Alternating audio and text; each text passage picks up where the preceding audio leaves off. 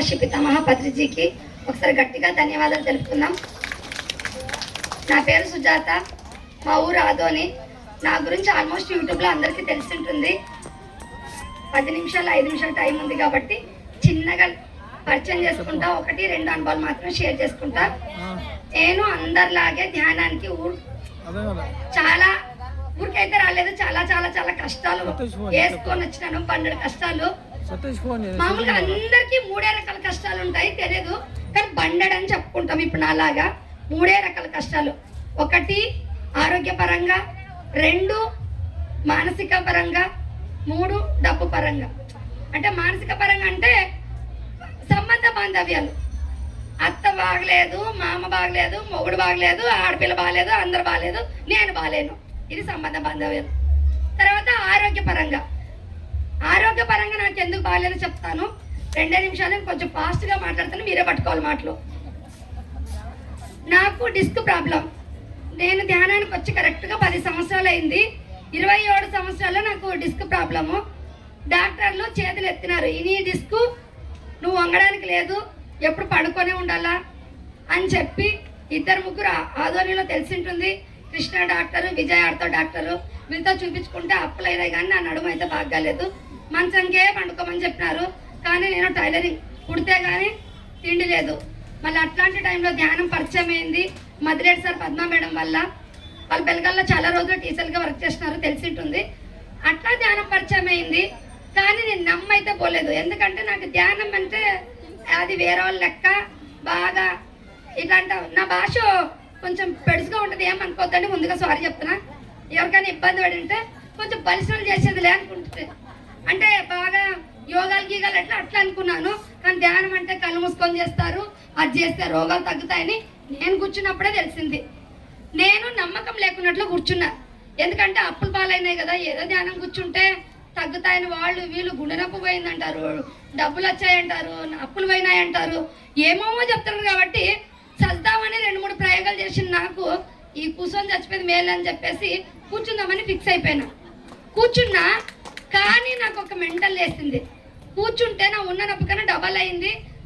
నిజం చెప్తున్నాను, ధ్యానం పరిచయం చేసిన ఆమెని, ధ్యానం కనిపెట్టిన వాళ్ళని, ఎవరి ధ్యానం చెప్పినారో వాళ్ళందరినీ పాడైపోవాలని కూడా తిట్టుకున్నాం. ఫస్ట్లో పాడైపోవాలి, ఎంత నొప్పి ఉంది, మడసంగ బతికేదాన్ని చీడు కూసిపెట్టరు కదా అనిపించింది. కానీ నాకు పరిచయం చేసినాక ఒక మాట ఇచ్చిన, ఎందుకంటే ఆమె చాలా మంచిది, అదో వేరే స్టోరీ. అంత స్టోరీ కావాలంటే విఎన్సీ చూసుకోవచ్చు మీరు. మంచిది కదని మాట ఇచ్చిన, ఖచ్చితంగా ధ్యానం చేస్తానని. మాట ఇచ్చినంత మాత్రం అన్నిటికీ ఊహనాలంటే ఎట్లయితుంది? అరగంట కదా సస్తే కన్నా ఇది మేలే, బండ కత్తుకుందామని చెప్పి అరగంట అని చెప్పి కూర్చున్నా. కానీ ఆ మహానుభావురాలు గంట కూసిపెట్టేది. మధ్యలో కళ్ళు తెరుస్తామంటే నేను చెప్పేంత వరకు కళ్ళు తెరగకూడదు అంటుంది. ఏమో మారంభంగా అట్లా లేసి కూర్చున్నట్టుంది, నాకు సాగు వచ్చేది కదా అని చెప్పి ఏడ్చుకుంటా, బూతులు తిట్టుకుంటా. మనకు చాలా స్లమ్ ఏరియా, నేను పెద్దగా చదువుకోలేదు. నా నోటి నుంచి బూతులు అప్పుడప్పుడు అట్లా వస్తూనే ఉంటాయి. మరి ఏం చేయాలి? ఎంత కంట్రోల్ చేసుకుందామంటే కూడా అది తనుకొని వస్తుంటుంది. ఎంత తిట్టుకున్నానంటే ఆమె అంటే ఇంకా మెంటల్ వేసేది. ఇంకా ఎందుకు వస్తుంది మిషన్ నేర్చుకునేకి, నా ప్రాణం తిని కాకపోతే మిషన్ నేర్చుకుంటే ధ్యానం కూర్చోబెట్టది. అట్లా తిట్టుకుంటే ధ్యానం చేసిన. ఏమైందో తెలియదు, ఎన్ని రోజులు అయిందో తెలియదు, కానీ 41 రోజు అయిన సుజాత మనం మాస్టర్ని పిలుచుకుందామా అని అడిగింది. ఎందుకు మేడం అంటే 41 రోజులు అయినాక మాస్టర్లు అందరూ పిలిపించుకుంటే బాగా పండగలా చేసుకోవచ్చు అంటే, అవునా కదా, 41 రోజు అయింది కదా. అప్పటికే నాకు 3 రోగాలు ఉండే, చెప్దామని మర్చిపోయినాను చూడు. నడుము నొప్పి ఒకటి, గ్యాస్ ట్రబుల్ ఒకటి, ఇంకా దడ అనిపించేది గుండె దగ్గర. నాకు గుండె నొప్పి అంటే మా అమ్మ ఏమంటుందంటే, చిన్నపిల్లలకి వచ్చేలేదు, బాగా ముసలికి అయితే వస్తుంది అంటుంది. మా అమ్మకి తెలియదు ఇప్పుడు 10 ఏళ్ళ పిల్లలకి కూడా వస్తుందని. అట్లా ఇవన్నీ ప్రాబ్లమ్స్ ఉండేవి. కానీ ఈ మేడం ఎప్పుడైతే 45 రోజులకి ప్రోగ్రామ్ చేసుకుందామని చెప్పిందో, ఆ రోజు ఒకసారి ఇట్లా వంగి చూసుకుంటున్నా, నడుమేమని పట్టుకుంటుంది అని. లేదు అంటే ఎప్పుడు పోయింది, ఇది ఎప్పుడు పోయిందో తెలియదు, కానీ నాకు కరెక్ట్ గుర్తులేదు.